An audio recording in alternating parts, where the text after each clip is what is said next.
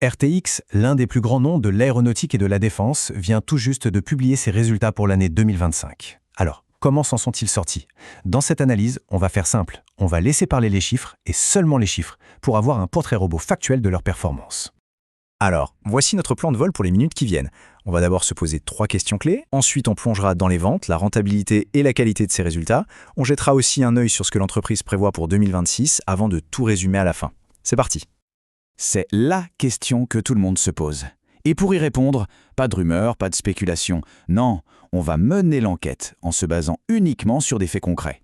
Les chiffres que l'entreprise elle-même a publiés. Parfait. Pour vraiment comprendre la santé financière de RTX, on va suivre une méthode en 3 temps. 3 questions simples mais vraiment fondamentales.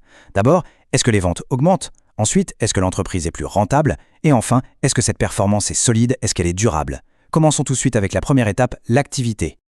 Première question donc, l'activité. En d'autres termes, est-ce que RTX a vendu plus de choses en 2025 qu'en 2024?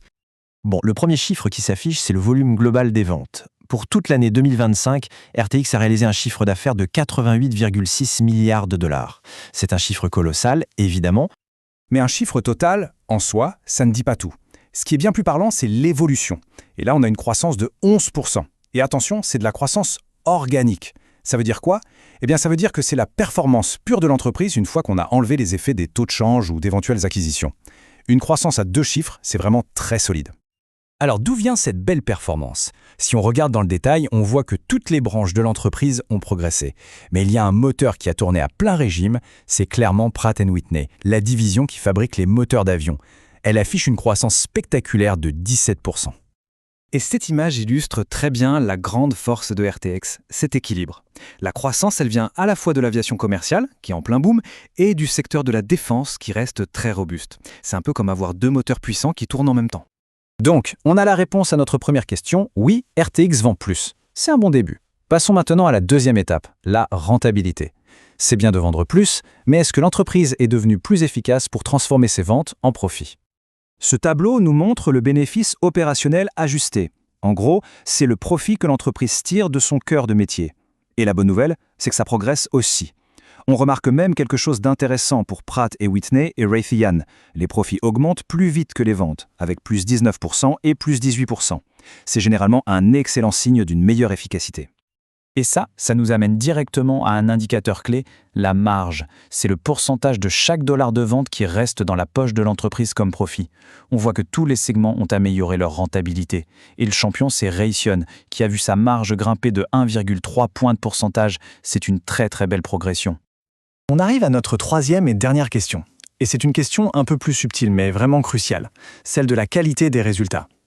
L'idée ici, c'est de jouer un peu les détectives pour vérifier si ces bons chiffres viennent bien de l'activité normale de l'entreprise ou s'ils sont un peu gonflés par des éléments exceptionnels. Le premier indice, il saute aux yeux ici. On a 2 chiffres différents pour le bénéfice par action.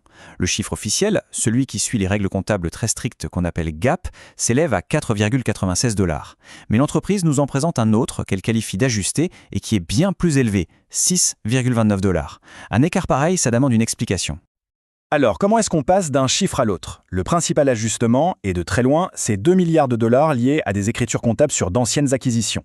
On trouve aussi des coûts de restructuration. L'entreprise choisit de retirer ces éléments pour présenter ce qu'elle estime être sa performance opérationnelle pure. Bon, voilà pour le bilan de 2025. Mais sur les marchés financiers, on regarde souvent autant vers l'avenir que vers le passé. Alors que nous dit RTX pour l'année 2026? Voyons leurs propres objectifs. Voici leurs prévisions officielles. On peut noter qu'ils anticipent une croissance des ventes un peu plus modérée, entre 5 et 6%.